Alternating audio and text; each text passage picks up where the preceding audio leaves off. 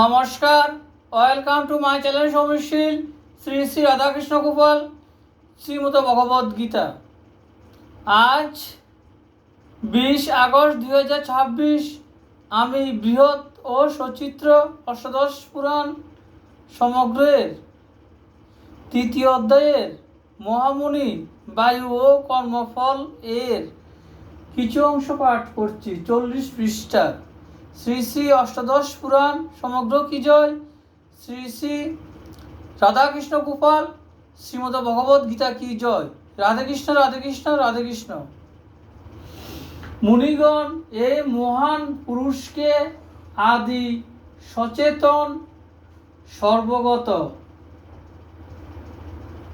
অতি সূক্ষ্মরূপে অভিহিত করে থাকেন, আর যোগীরা একে চেতনা মধ্যে সর্বভূতের প্রসবধর্মী প্রকৃতিরূপে দর্শন করে থাকেন। তার হস্তপদ সর্বত্র, সর্বদিকে তার চক্ষু, মস্তক আর মুখ। তিনি সনাতন, সর্বভূতের একমাত্র আশ্রয় পুরুষ।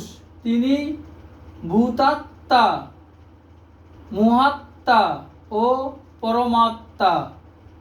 তিনি অব্যয় ও বিকারহীন। তিনি সর্বাত্মা, পরব্রহ্ম। তাকে 1000 বছর ধ্যান করলেও মোহপ্রাপ্তি ঘটে না। সর্বমূর্তিতে বিচরণ করে বলে বায়ু যেমন গ্রাহ্য নামে অভিহিত হন, সেই রকম গগনব্যাপী ব্রহ্মা